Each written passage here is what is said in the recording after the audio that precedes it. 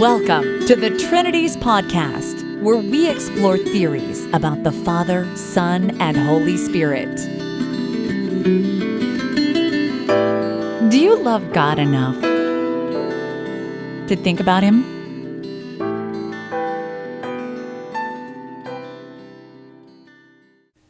Episode 152, Dr. Michael Rota on Evidence for the Christian God. Dr. Michael Rota earned a PhD in philosophy from St. Louis University. Since then, he's been a professor of philosophy at the University of St. Thomas in St. Paul, Minnesota. He's published in prestigious venues such as the journals Faith and Philosophy, The Monist, Religious Studies, the American Catholic Philosophical Quarterly, and the History of Philosophy Quarterly.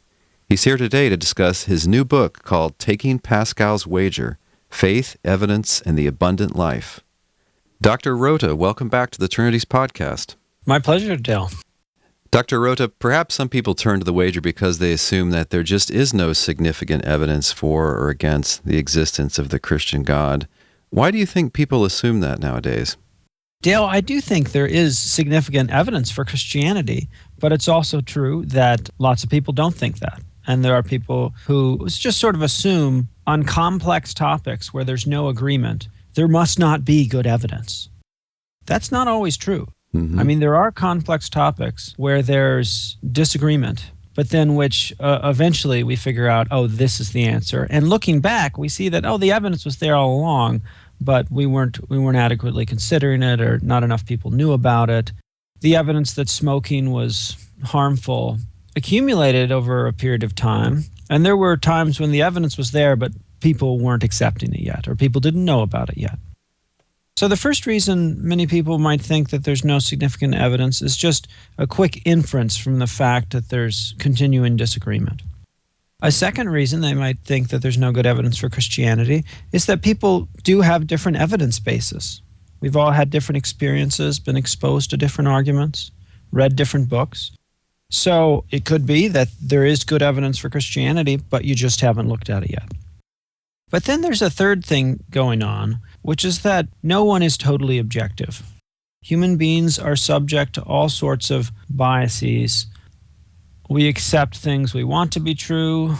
We accept claims that people we admire or are close to accept. It's hard for us to be totally objective about new evidence. That is to say, it's easy to ignore, disregard, or not look at evidence that contradicts what you already believe, whereas people find it much easier and more natural to remember and focus on evidence that confirms what they believe. So the widespread disagreement about Christianity might have something to do with the fact that not everyone's totally objective. And the Christian is not exempt from this. So I think in doing philosophy and philosophy of religion, we have to do our utmost best to care about what's true and to really try to figure out what's true, even if we might not want it to be the case, even if it's not our pet theory. I also find that students frequently use the word tangible when I'm discussing this with students in a philosophy class, and I think some people just don't want to count anything as evidence unless it's physical evidence. I see. The kind of thing that you could handle or at least observe with scientific instruments. Well, we're not exactly like claiming that we have God's footprints, or, that you can just look in a telescope and there he is, he's behind that star. It's not like that, but why would you think that all evidence was sensory evidence? Right.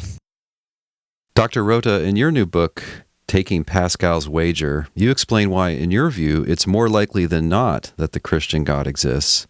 And your first move is a version of what philosophers call a cosmological argument, arguing from physical reality back to something like God as its source. Why isn't it enough just to say that the universe comes from the Big Bang? Well, because we're left with the question, what caused the Big Bang? Just looking at physics, we don't have a clear answer to that. There could have been physical reality that preceded the Big Bang. If something like multiverse theory is true, we can talk more about that. Or there could have been a supernatural cause to the Big Bang. The cosmological argument is an argument that tries to move from the fact that physical things around us exist to the claim that there must have been some very different sort of being which created all these physical things. And the cosmological argument comes in many different versions. I like a version that's a combination. It's inspired by Leibniz and Suarez. So Leibniz was one of the two discoverers of calculus, along with Isaac Newton. He was also a terrific philosopher. Francisco Suarez was the last great medieval philosopher, and they both gave versions of a cosmological argument. Here's the version I draw from their work. To understand it, we need some terms. Let's say a contingent being is a being or a thing that exists, but didn't absolutely have to. Didn't have to exist in the way that 2 + 2 = 4. Okay, on that definition, all the things around us are contingent beings. I'm a contingent being because my parents didn't have to meet. I mean, that didn't have to happen. It happened to happen. I'm glad it did. But reality didn't have to include me. And the same can be said of all the physical objects around us. It's not impossible that you could have had a reality without that or this object. A necessary being, then, if there is one, is a thing that exists and absolutely has to exist, which can't not exist. So the existence of a necessary being, if there is one, is as necessary as it is necessary that 2 + 2 = 4, or that either the sun exists or it doesn't, for example. Mm-hmm. This is what philosophers call absolute or metaphysical necessity. Mm-hmm. Suppose I have a top hat before you which appears empty, and I pull out of it a rabbit. You're surprised, and you say, "How'd you do that?" And I say, "I'm as surprised as you are. The hat was empty, and then the rabbit popped into existence. I pulled it out." If that happened, you wouldn't believe me, I think, because you know that contingent beings, like the rabbit, don't just pop into existence. All the contingent beings that we have any experience with have some sort of causal explanation. In popular presentations of physics, you sometimes hear about virtual particles which pop into and out of existence. But if you look at the physical theory a little more carefully, there's always some underlying field or some entity out of which the virtual particles come. So that's not a counterexample. At any rate, we have good philosophical reason to think that no contingent being exists without a cause. And the reasoning goes like this. Take any contingent thing, like that rabbit. By definition, it's contingent, which means reality did not have to include it, which means there were two possibilities for how reality might have been. The world could have had that rabbit, or the world could have not had that rabbit. And given that these were both real possibilities, and yet the rabbit's here before us, we have a natural intuition that there must be something which explains why the one possibility was realized rather than the other, why the rabbit is here rather than not. Now you can take that same reasoning and apply it to groups of contingent things. So if I pulled a whole heap of baby rabbits out of a top hat, you wouldn't say, "Oh, that's not surprising at all, because there's a bunch of them." No, you'd have the same sense that there's got to be some explanation of where those rabbits came from. And in the same way, we can consider a big group, the group of all the contingent beings that exist now and that have ever existed in the past. All the contingent beings. And we can note that none of those things had to exist. They're all contingent. So there were two possibilities for how reality might have been. It might have included them all, as it in fact did, or none of those things might have existed. So why is it that we're in the one possibility rather than the other? Well, we don't know, but we know there must be some explanation. There must be some causal explanation of the existence of all the contingent beings that have ever existed. Next, we can ask, what would that explanation have to involve? And the thing to note is that the explanation can't involve only contingent beings. Because if you're trying to explain why there are any contingent beings at all, and you only mention the activity of contingent beings, you're going to end up having to argue that there's some contingent being which caused itself to exist, which doesn't seem possible. So to avoid circular causation, we need something outside the group to explain the existence of the group. But our group contains all the contingent beings. There's only one other type of being, given the way we defined our terms, and that's a necessary being. So it looks like we have excellent reason to think that at one time there was at least one necessary being which played a crucial role in the causal explanation of all the contingent beings that surround us. Furthermore, if there was once a necessary being, we also know that it must still exist because, by definition, if there's a necessary being, it can't not exist. So if you have reason to think there was a necessary being at one time, you have reason to think it's still around. So that's an argument for a necessary being that produced contingent things around us. That's the cosmological argument.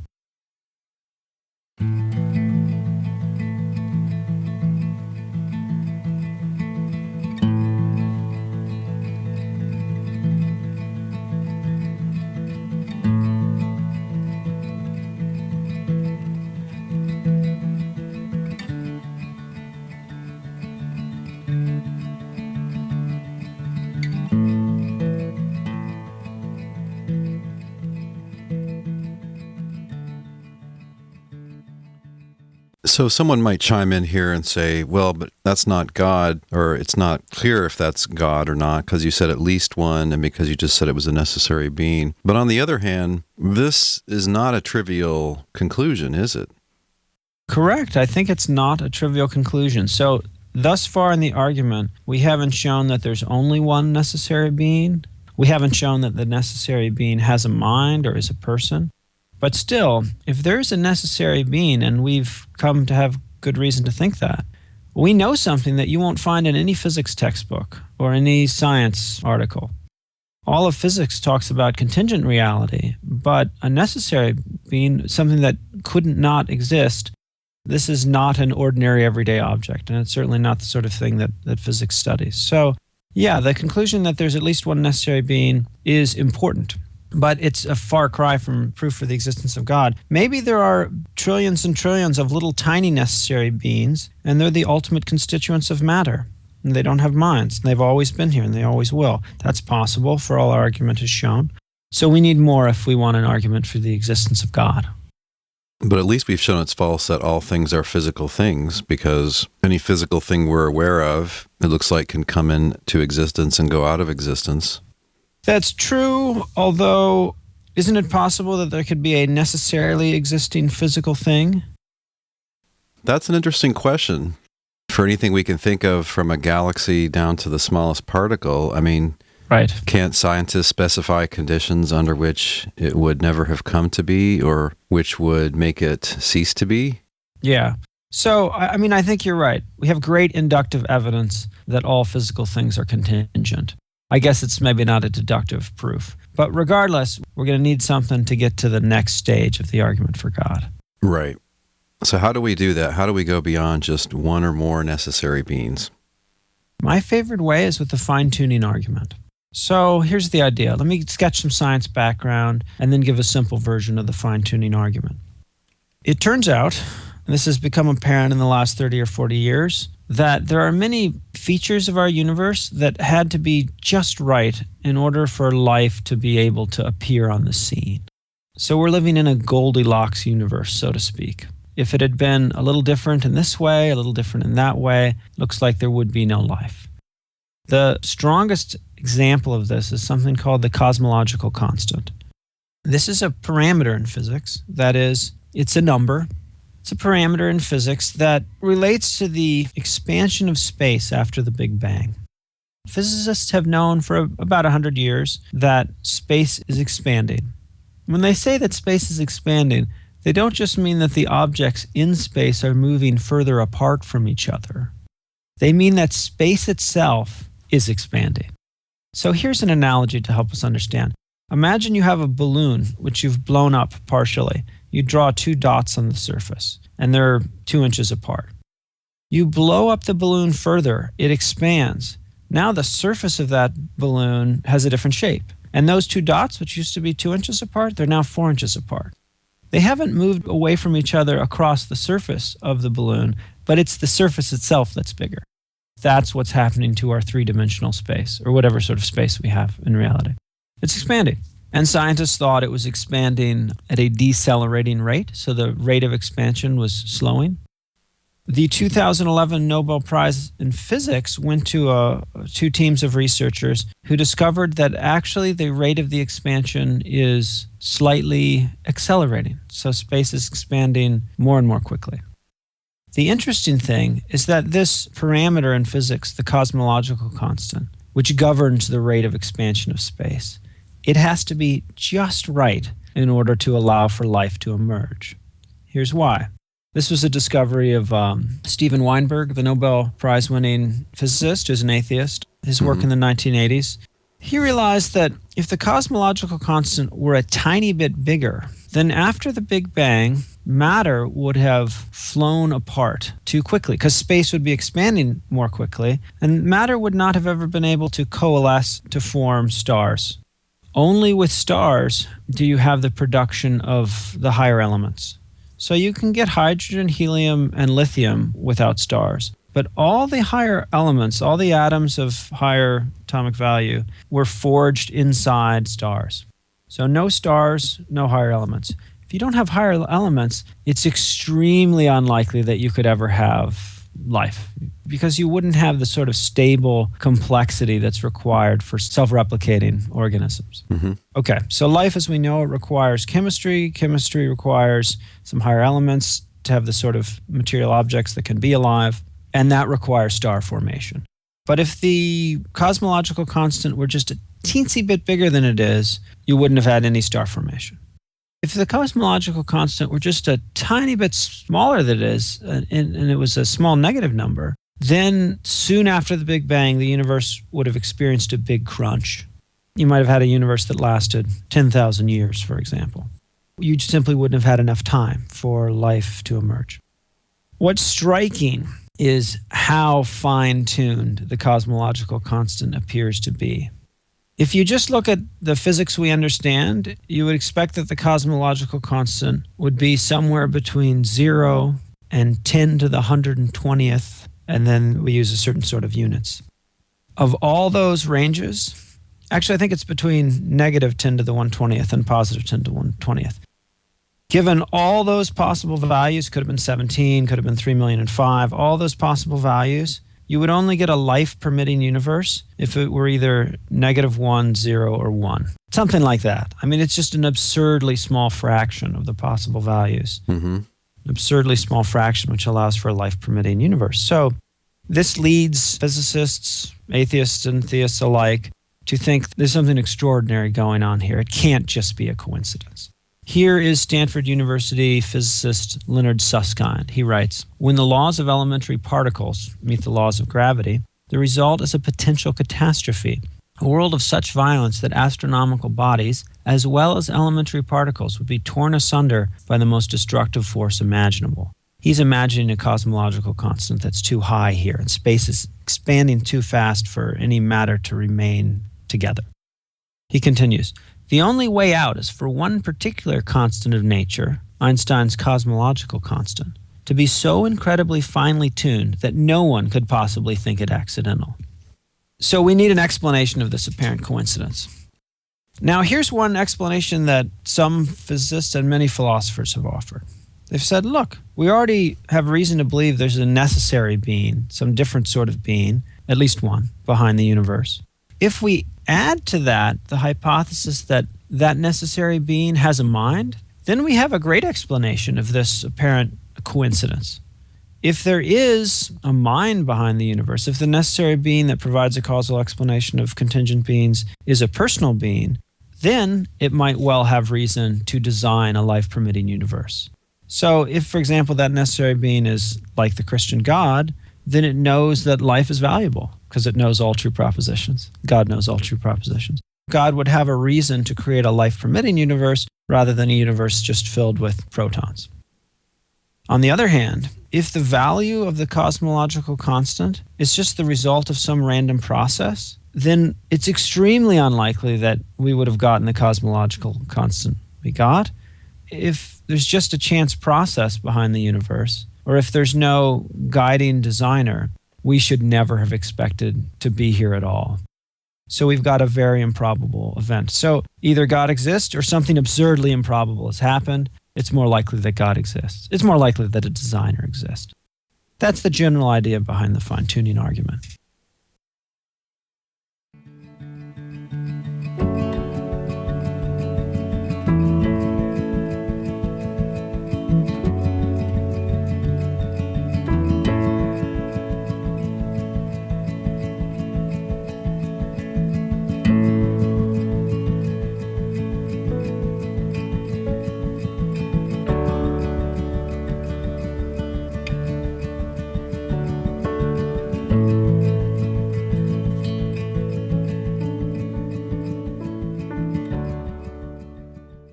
Dr. Rota, what is this multiverse that I've heard about, and why do many cosmologists and philosophers think that it shows there's no need to appeal to God to explain apparent fine-tuning in our universe?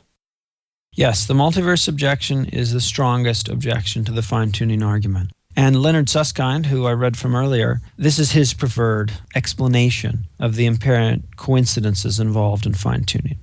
I mentioned the cosmological constant. There are many other cases where things seem absurdly just right to allow for life. So the multiverse explanation says this. We used to think we're in the only universe there is, but maybe that's not so. Maybe there's a vast number of separate bubble universes, so to speak. The vast majority of them will have cosmological constants that don't allow for life, but in a small fraction, they'll be life permitting. So why is our cosmological constant life permitting? Well, the explanation has two parts.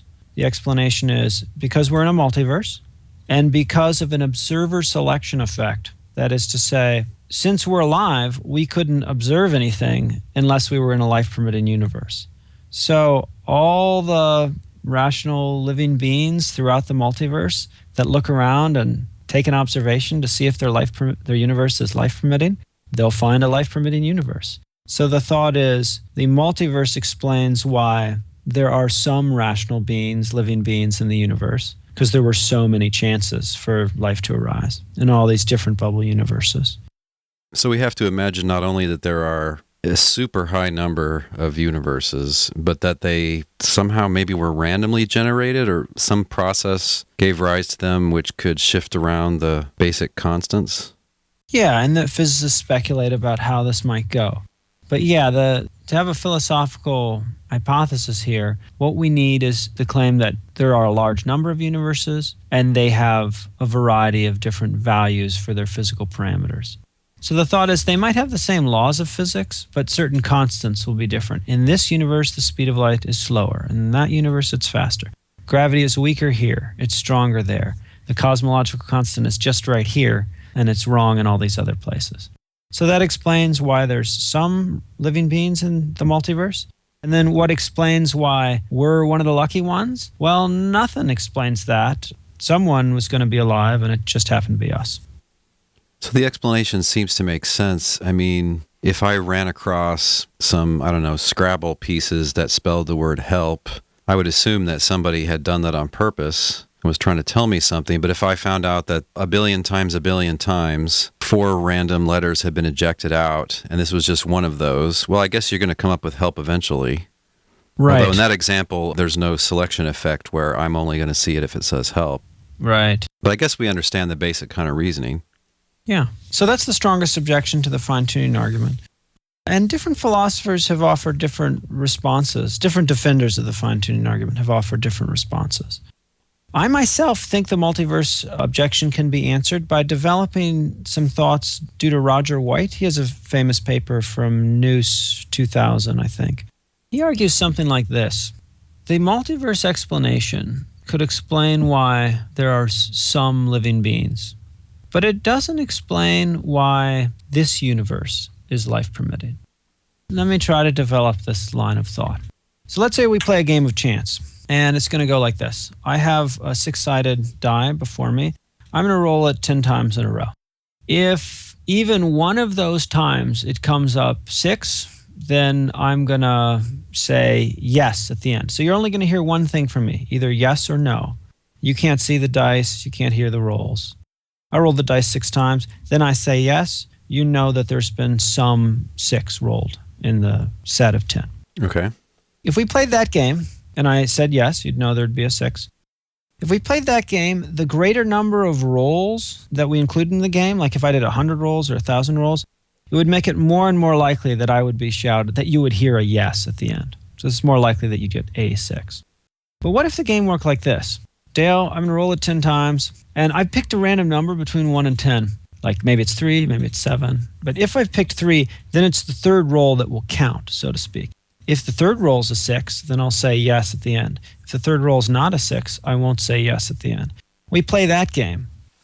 There, the probability that you'll hear yes at the end won't change whether I'm going to roll the dice 10 times or 100 times. Because what matters for whether or not you hear yes is whether the third die comes up 6. And that's not changed by all the other rules around it. Well, notice this. It's possible to think, for example, that if your parents had never met, you wouldn't have existed. Maybe there would have been another Dale Tuggy. Right. Maybe he would even have looked like you, but it's possible to think it wouldn't have been you. Mm-hmm. In the same way, if there were many universes, there might have been replicas of us. There might be replicas of us, but that wouldn't make them us. For us to exist, we need this matter that we're made of to be arranged just so. And maybe we need the soul too, but certainly we need this matter to be arranged this so. So here's the thought. If there are all these other universes, it doesn't change the probability that we'll be here. What matters is the probability that this universe would be life permitting. Suppose the multiverse hypothesis is true. We should be incredibly surprised that we're here. And we have a piece of evidence, namely that we exist, which was extremely unlikely to be true. So when you're doing probabilistic reasoning, you want to pick hypotheses that probabilify your evidence. That is to say, you want hypotheses that are able to not make it so unlikely that what you observed occurred. You want hypotheses that predict, so to speak, what you actually see. The multiverse hypothesis predicts that some alien somewhere will be alive, but it also predicts that it almost certainly won't be us in this universe with this matter. So we're left with this extreme coincidence that we're left being lucky ones. Whereas on the designer hypothesis, the probability that this universe would be life permitting, well, if it's created by God, he would have reason to make any universe he created life permitting. So what I try to do in the book is I argue as follows, an argument by cases. We're not sure if a multiverse exists or not. Either it does or it doesn't. If there's no multiverse, if this is the only universe there is, then the evidence for fine-tuning is excellent evidence that there's some sort of designing intelligence behind our universe. But what if there's a multiverse? Even then, we still have good evidence for a designer. Because if there is a multiverse, well, even then, either a universe designer might exist or not. I mean, maybe God created a multiverse. So suppose there is a multiverse, and let's take each case in turn. If there's a multiverse with no designer and everything's up to chance, then there's something very unexpected, namely our existence. This universe was unlikely to be life permitting. On the other hand, if there's a multiverse and God's behind it all, the creator of all the different universes in the multiverse, then it's not so unlikely, not nearly as unlikely that this one would have been life permitting, because God would have reason to make, for each one of them, he would have some reason to make it life permitting. You could put it this way. In a theistic multiverse, you'd expect the proportion of life-permitting universes to be much higher than the proportion of life-permitting universes in an atheistic multiverse. And that means that we have some evidence that we're in a theistic multiverse rather than an atheistic multiverse. Here's one more analogy to help us think about the multiverse theory. Imagine that we have two physicists, they're each giving us their favorite multiverse theory. Neither one involves God. Hypothesis number one, 50% of the universes in the multiverse will be life permitting. On hypothesis number two, only a minuscule 0.0001% of the universes in the multiverse will be life permitting. The question is, does our evidence favor one of those hypotheses over the other? And it seems to me that it does, because we have evidence that this universe is life permitting, and that's much more likely on the first physicist hypothesis than on the second.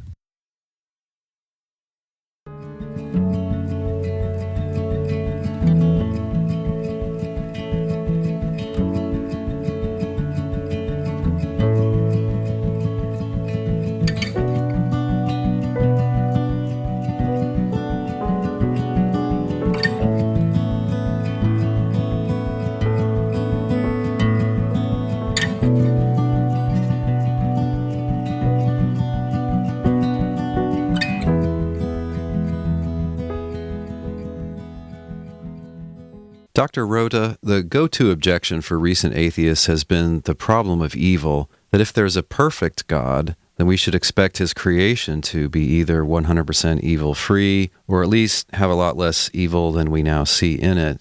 And arguably, the problem of divine hiddenness is a variant of the problem of evil, because it seems bad that not everyone has evidence which compels him to believe in God. In your view, recent work by Christian philosophers helps to answer these objections. Can you walk us through those answers? Sure. Let's start with the problem of divine hiddenness. So here the thought is, if God existed, then he would have made his existence obvious to everyone in the way that the desk in front of me is obvious. Why? Well, if God existed, he would love us all.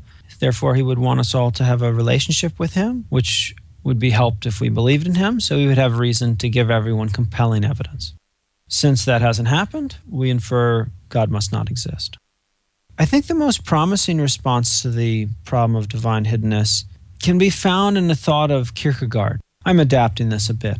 Imagine there's a king, and he falls in love with a peasant woman in his kingdom. Say he hears about her good character, he sees her from afar, and he wants to marry her. But he has a problem. If he comes to her in all his royal splendor, he's going to make it hard for her to make a free decision for the right reasons. So it's going to be hard for her to say no to the king. And even if she is free in her decision, it's going to be hard for her to be motivated just by his character, by who he is. And suppose this man is a virtuous man. He doesn't want a trophy wife. He wants a real marriage. And he really wants a marriage where his wife actually loves him for who he is. So what can he do? He's got a problem. Kierkegaard suggests, here's what he could do. He could disguise himself. He could move to the town as an ordinary laborer and try to meet this woman in the ordinary way, thus giving her a chance to freely choose him for the right reasons. He takes a terrible risk in doing this, but because the value of her freely given love is so great, he thinks it's worth the risk.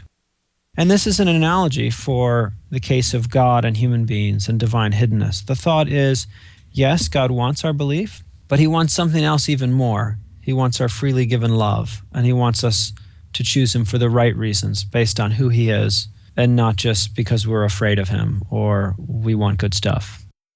So the thought is God remains partially hidden to make possible a greater good than mere belief, namely the good of our being able to freely love him for the right reasons.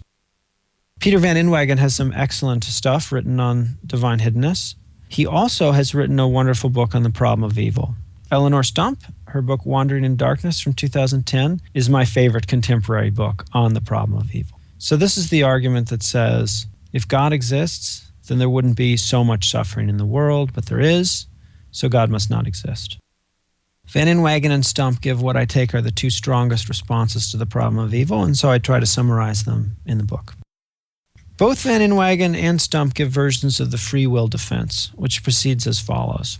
God created many good things, but he also wanted to create very good things, beings like himself who had intelligence and free choice. When God creates free beings like ourselves, he wants to give us some significant say in how our lives go. And that means he's opening up reality to the possibility that we'll misuse our freedom and introduce evil and suffering into the world. Now, Van Inwagen and Stump both develop a version of this free will defense. Stump draws on Aquinas and a long medieval tradition which says that God allows suffering as a sort of medicine. God allows suffering because it provides an opportunity, either an opportunity to ward off the greatest possible evil for humans, which is eternal separation from God, or suffering can sometimes provide an opportunity to help a person get closer to the best thing for humans, which is eternal life with God. So suffering can be an opportunity for spiritual growth, or at least an opportunity to ward off the worst possible outcomes for humans. Very briefly, the thought is, if there weren't any suffering, too many fallen human beings would be content to ignore God and his proposed remedy to the fall. So suffering gives people an opportunity to turn away from earthly goods and to put their hope in God. Dr. Rota, in one of your chapters, considering evidence specifically for Christianity, you discuss what some call the minimal facts approach to defending belief in the resurrection of Jesus. If someone objected that it's simply incredible to think that a man came back to life on the third day after his death, how would you reply? Well, what we think is incredible or unbelievable depends on our background beliefs. Here's an analogy. Suppose you're an anthropologist and you're in a remote region of Papua New Guinea in 1943. You're studying a tribe who's had no contact with modern technology. And one day, a member of the tribe comes back from a hunting excursion that he's been on by himself, and he's extremely excited. And he begins to tell the rest of the tribe about an experience he had. He said he was at a remote lake, and there was a huge sound. A giant stone bird flew down through the sky, landed on the lake, and a human being crawled out of its head, looked around. A few minutes later, got back into the head of the stone bird and flew away. And they're trying to make sense of this. Some of the tribesmen say, this person is an honest person. It's unlikely that he's imagining it. I mean, it lasted for 10 minutes, let's say, in total. So this must have happened. Other people in the tribe say, look, with all due respect to our friend here, we know that people sometimes are deceived. They have hallucinations. We know that can occur. We know that sometimes people lie. We also know that there are no such thing as stone birds that with people in their heads. It's just not, this is not believable. Maybe he had some bad coconuts. Maybe he had some bad coconuts. So the thing to conclude is that he's either deceived or lying. Okay, so the tribes people argue about this back and forth. But here's my question. How should you think about this? You who know about airplanes and pontoon landing gear. There, it's very believable to you that the gist of the tribesman's story is true. In the same way, your response to arguments for the resurrection will depend on the prior probability you assign to the existence of God. If you're absolutely certain that there's no such being as God, then you'll probably think, even if the evidence for the resurrection looks strong, historically speaking, there must be a mistake in here somewhere, because this is simply impossible. If you think God might exist, then you should think, well, yeah, this could have happened. If God wanted to make this happen, he certainly could have.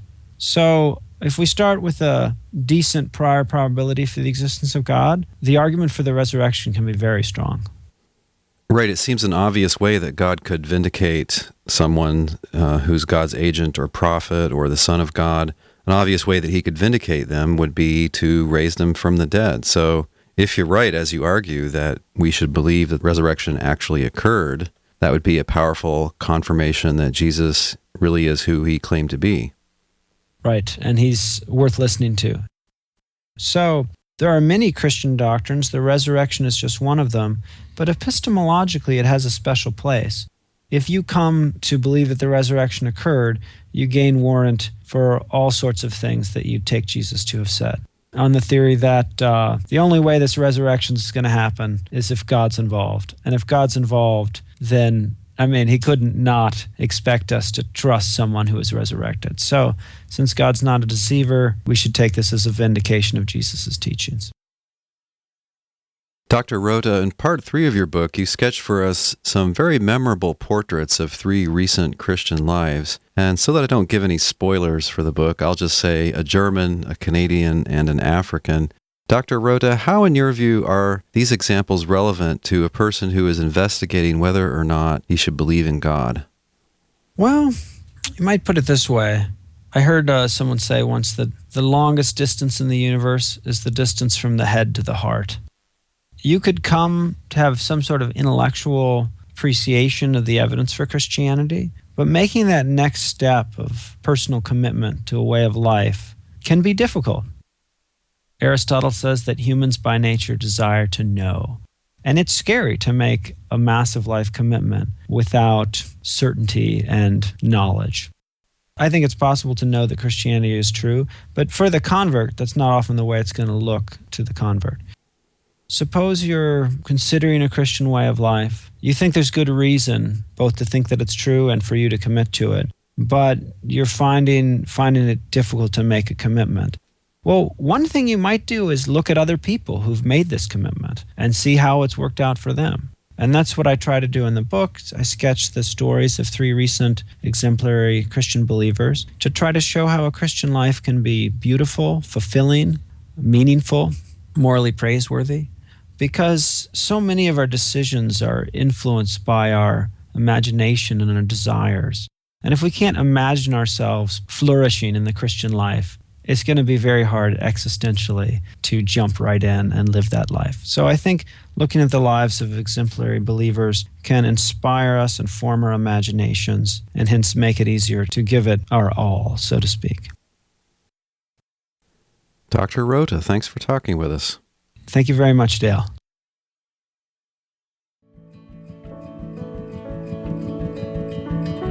Again, the book is called Taking Pascal's Wager, Faith, Evidence, and the Abundant Life. It's by Michael Rota, R-O-T-A.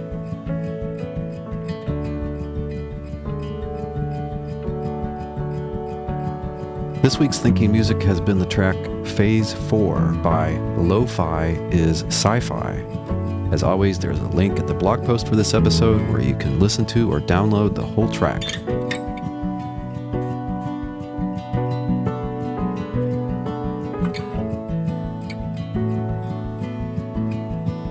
If you enjoyed this episode of the Trinities podcast, don't forget to share this episode on social media like Twitter, Facebook, or Pinterest. Doing this will help get the word out about the podcast. Finally, many thanks to Daniel in Pennsylvania for his monthly donation through PayPal. Much appreciated, Daniel. If you'd like to support the podcast, just look for the orange buttons on the right-hand side of any blog post.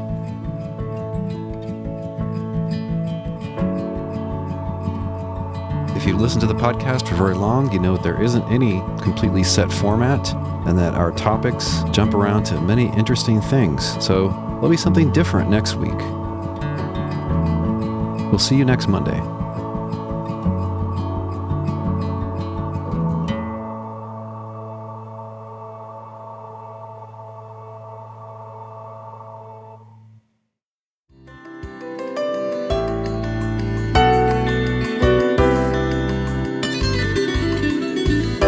Thanks for listening. We'll see you online at trinities.org. Till next time, don't forget to love God with all your mind.